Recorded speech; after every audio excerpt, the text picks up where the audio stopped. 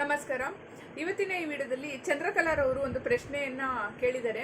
Madam, ನಮ್ಮ ಮನೆಯಲ್ಲಿ ಯಾರು ಕೈಮದ್ದು ಹಾಕ್ತಿದ್ರು, ಮಸಿಯನ್ನು ಹಚ್ಚಿ ಹೋಗ್ತಿದ್ರು ಅಂತೇಳಿ ನಾವು CC ಕ್ಯಾಮ್ರಾದ ಮುಖಾಂತರವಾಗಿ ಕಂಡುಹಿಡಿದಿದ್ದೀವಿ.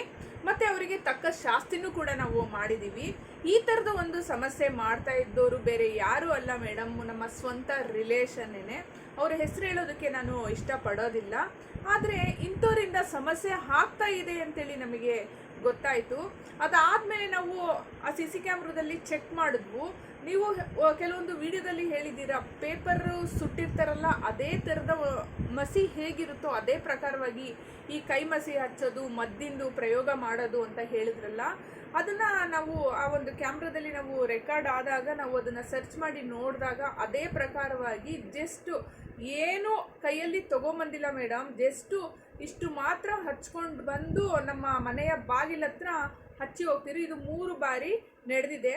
ಮತ್ತು ಮನೆ ಒಳಗಡೆ ಕ್ಯಾಮ್ರಾ ಎಲ್ಲ, ಹೊರಗಡೆ ಮಾಡಿರ್ತಕ್ಕಂತಹ ದೃಶ್ಯ ಕ್ಯಾಮ್ರಾದಲ್ಲಿ ರೆಕಾರ್ಡ್ ಆಗಿದೆ. ಮನೆ ಒಳಗಡೆ ನಮಗೂ ಊಟಕ್ಕೂ ಕೂಡ ಹಾಕೊಟ್ಟಿರ್ಬೋದು. ನಮ್ಮದು ವಿಪರೀತವಾಗಿರ್ತಕ್ಕಂಥ ಅನಾರೋಗ್ಯದ ಸಮಸ್ಯೆ ಉಂಟಾಗ್ತಾ ಹೋಗ್ತಿತ್ತು. ಯಾಕೆ ಇಷ್ಟೊಂದು ಸಮಸ್ಯೆ ಆಗ್ತಿದೆ ಅಂತೇಳಿ ಎಲ್ಲ ಹೋಗಿ ಚೆಕ್ ಮಾಡಿಸಿದ್ರು. ಇದ್ರ ಬಗ್ಗೆ ನಮಗೆ ಗೊತ್ತಾಗ್ತಾ ಇರಲಿಲ್ಲ. ಹೀಗೆ ಕೈಮದ್ದಿನ ಬಗ್ಗೆ ಅವರು ಕೆಲವೊಬ್ಬರು ಅಲ್ಲೇ ಹಾಸ್ಪಿಟ್ಲಲ್ಲಿ ಇರ್ತಕ್ಕಂಥ ಒಬ್ಬರು ನರ್ಸು ನಮಗೆ ಹೇಳಿದ್ರು ಕೈಮದ್ದಿನ ಬಗ್ಗೆ.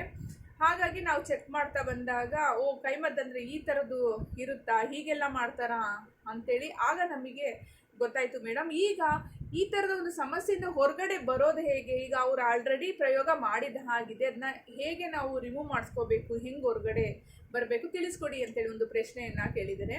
ನೋಡಿ, ನಿಮ್ಮದು ಪ್ರಯೋಗಗಳು ಏನು ನಡೀತಿತ್ತೋ ಅದನ್ನು ನೀವು ಕಣ್ಣಾರೆ ನೋಡಿದ್ದೀರಾ. ನೋಡಿದ ಆದಮೇಲೆ ನಿಮಗೂ ಕೂಡ ಅನಿಸಿರುತ್ತೆ ಇದು ಕೈಮದ್ದು ಅಥವಾ ಕೈಮಸಿನೋ ಏನಾಗಿರ್ಬೋದು ಅಂಥೇಳಿ. ಅದ್ರ ಪ್ರಕಾರವಾಗಿ ನೀವು ಪ್ರಶ್ನೆಯನ್ನಿಟ್ಟು ಆ ಪ್ರಶ್ನೆಯಲ್ಲಿ ಯಾವ ರೀತಿಯಾಗಿರ್ತಕ್ಕಂಥ ಉತ್ತರ ಬರುತ್ತೆ, ಮೂಲ ಏನು, ಅದಕ್ಕೆ ಕೆಲವೊಬ್ಬರಿಗೆ ಅಂಗಾಂಗಗಳ ವೈಫಲ್ಯ ಆಗಬೇಕು ಅಂತೇಳಿ ಮಾಡ್ತಾರೆ, ಕೆಲಸ ಸರಿಗಾಗಬಾರ್ದು ಅಂತೇಳಿ ಮಾಡ್ತಾರೆ, ಮನೆ ಏನಾದರೂ ಹೊಸದಾಗಿ ಗೃಹ ಪ್ರವೇಶ ಮಾಡಿದರೆ ಮನೆಯಲ್ಲಿ ಹೋದರೂ ಕೂಡ ನೆಮ್ಮದಿಯಾಗಿರಬಾರ್ದು ಅಂತೇಳಿ ಕೆಲವರೆಲ್ಲ ಮಾಡ್ತಾರೆ, ಮತ್ತು ಅನಾರೋಗ್ಯ ಸಮಸ್ಯೆ ಬರಬೇಕು ಅಂಥೇಳಿ.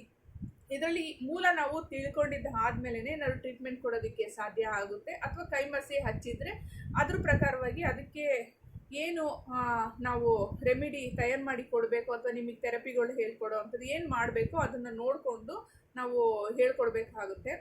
ಅದು ಯಾವ ಪ್ರಕಾರವಾಗಿ ಮಾಡಿದರೆ, ಯಾವ ಉದ್ದೇಶ ಏನಾಗಿರ್ಬೋದು, ನಿಮಗೆ ಅದು ತಾಗಿದೆಯೋ ಇಲ್ಲೋ ಅದನ್ನೆಲ್ಲ ಚೆಕ್ ಮಾಡಿದ್ದಾದಮೇಲೆ ಹೇಳೋಕ್ಕಾಗುತ್ತೆ.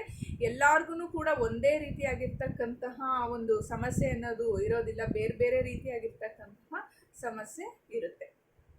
ನೋಡಿದ್ರಲ್ಲ ವೀಕ್ಷಕರೇ, ಇವತ್ತಿನ ಈ ವಿಡಿಯೋ ಇಷ್ಟ ಆದಲ್ಲಿ ಲೈಕ್ ಮಾಡಿ. ಇನ್ನಷ್ಟು ವೀಡಿಯೋಸ್ಗಳು ನೋಡಬೇಕು ಅಂದರೆ ಸಬ್ಸ್ಕ್ರೈಬ್ ಮಾಡ್ಕೊಳ್ಳಿ. ನೆಕ್ಸ್ಟ್ ಇನ್ನೊಂದು ಒಳ್ಳೆಯ ವಿಡಿಯೋದೊಂದಿಗೆ ಭೇಟಿಯಾಗೋಣ. ನಮಸ್ಕಾರ.